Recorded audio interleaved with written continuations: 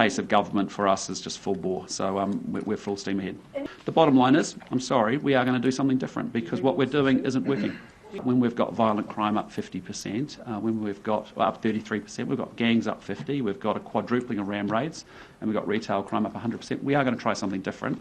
We've had a fourfold increase in ram raids. I visited the 100% increase in retail crime. Last week I spoke to a gentleman who I'd visited last year who's in hospital because he got hit by a hammer. He's got a metal plate in his skull.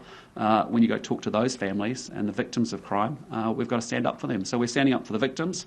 In this case, we're taking young offenders, serious young offenders, off the streets and out of the community, and we're investing in them with intensive interventions. Put a program together we think it's got the best shot of making the biggest intervention in these young people's lives. And again, I just make no apologies for it because I'm sorry, but we have to do something different here. We have said that our second goal is to restore law and order so that people feel safer. And at the moment, Kiwis don't feel safe. We are super ambitious for New Zealand. We're very aspirational.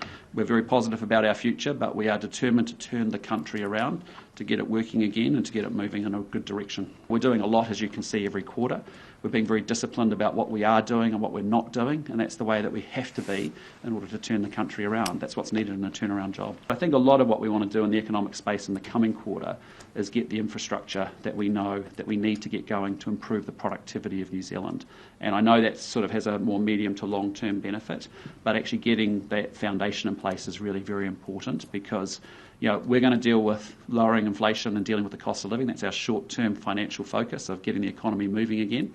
But the second thing is that we really have to have a really good growth plan for this country. And I just want to say to everybody, I know it's tough now, but we actually have a fantastic future ahead of us in this country.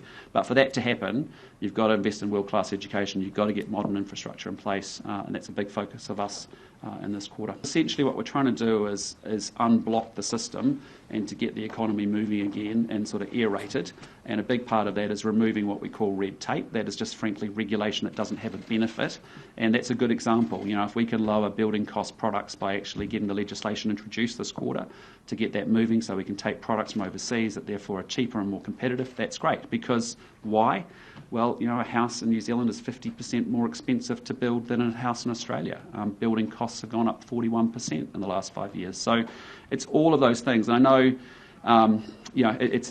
what we are focused on is we've got to rebuild the economy by lowering inflation to get rid of the cost of living crisis. But then we're also bending our minds very clearly through the budget, but in the back half of this year, to write what are the 5 big things that are going to help grow this country and make it more productive, and so that we can all enjoy a higher standard of living. And a lot of it is some of those things in the infrastructure space. We've hit the first 2 quarters pretty hard. You can see that we're going to continue to keep that pace up over the third quarter. Okay, thanks so much, team. Appreciate it. About the success of the program, he's asking about the